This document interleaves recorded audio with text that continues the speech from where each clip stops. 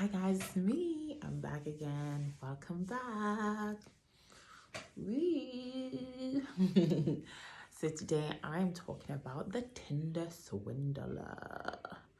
We've all heard of the Tinder Swindler. And if you haven't, check it out on Netflix. So I have a few things that I feel like, a few lessons I feel like we can learn, we can pick up from the Tinder Swindler, Number one, ladies, you don't lend a man money. No. I say one-offs, yeah. But when you're constantly lending a guy money, it demasculates him. And he will secretly or openly hate you. Women do this often where they feel like, I'm giving a man money, I'm helping him, he's going to appreciate me more. No.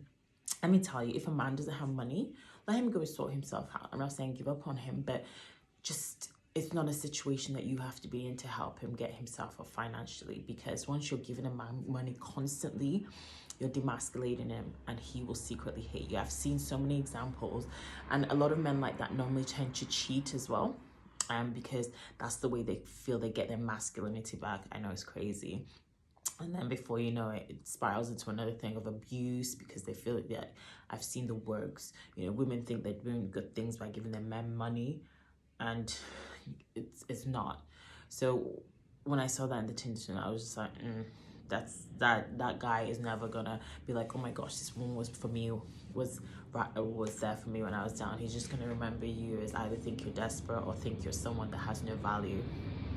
Ladies, unfortunately, that is what it is. Second of all, billionaires are 0.1% of the society.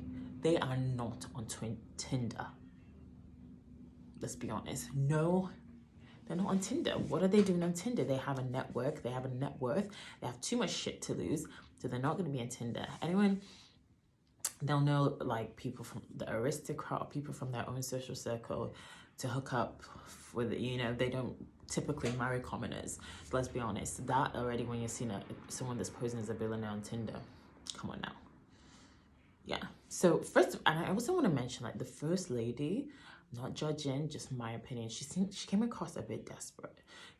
For you to have been able to do £250,000 to give some dollars to give someone, even the time he took out the card in her name, like took out a card for his fake company in her name, and she was just like, yeah, do it. So I don't know, there's a lot of red flags. And for her, I know, first of all, when they did the whole swiping thing, she said, was it within the first day or 2 days that he invited her over, flew her out?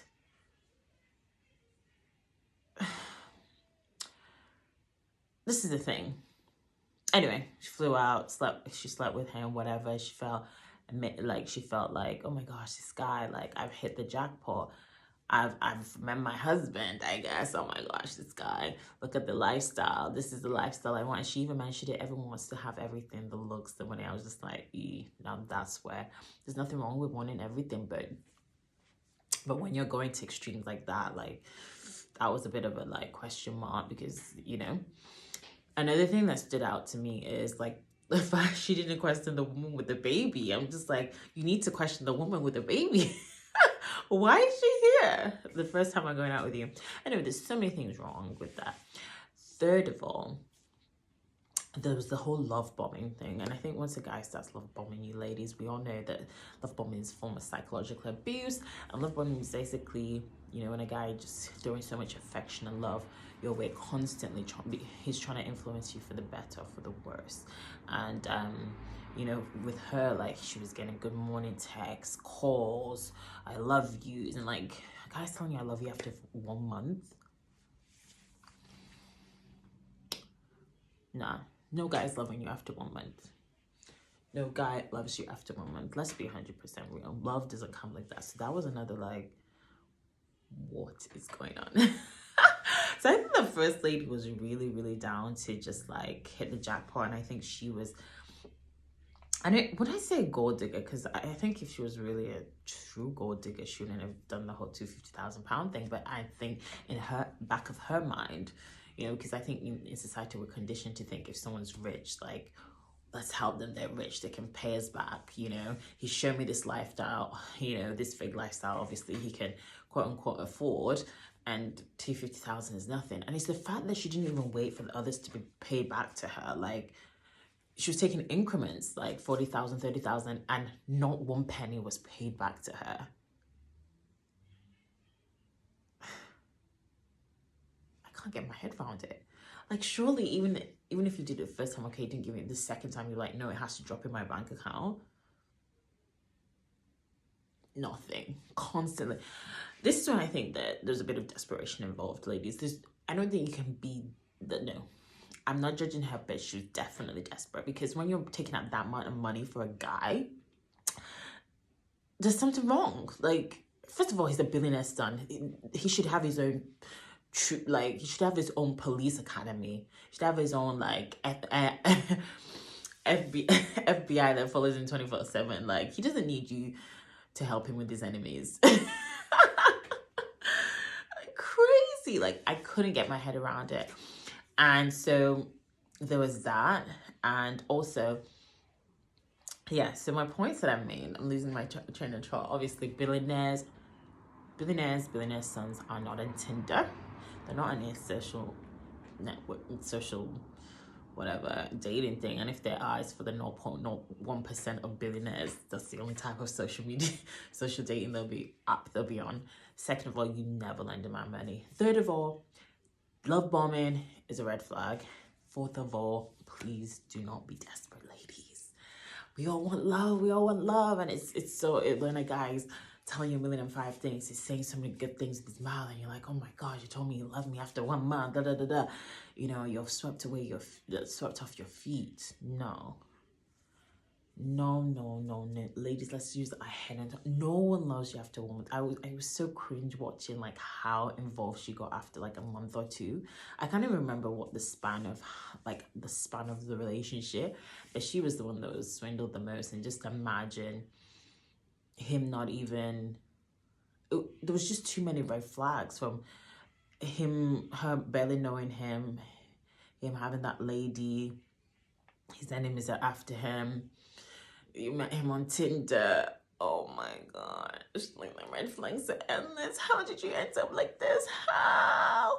I just didn't get it. So I know it's easier, like me on the outside looking in, but as someone that's Nigerian and Igbo, I don't think a guy can run that on me. Now, I just don't think, because even before I take out the first one, first of all, you're paying me back before I even meet.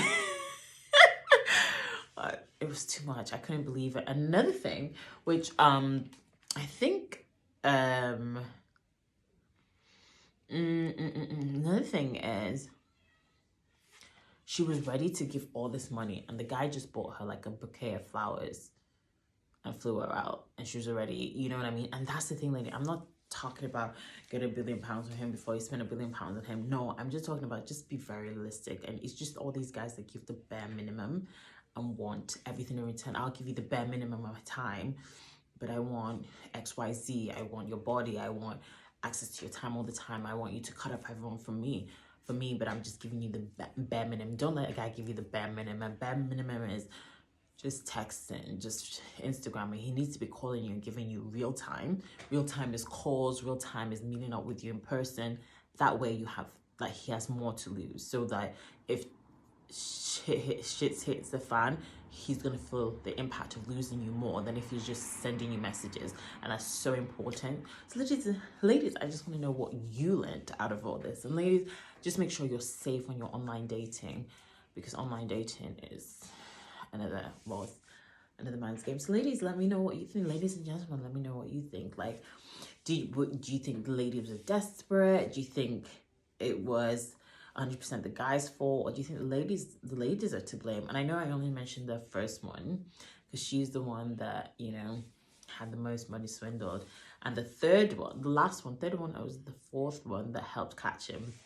Obviously, it was all fun and games for her because she did the whole clothes selling, and she got seen at like a point where she felt like, oh, I've got a bit of revenge.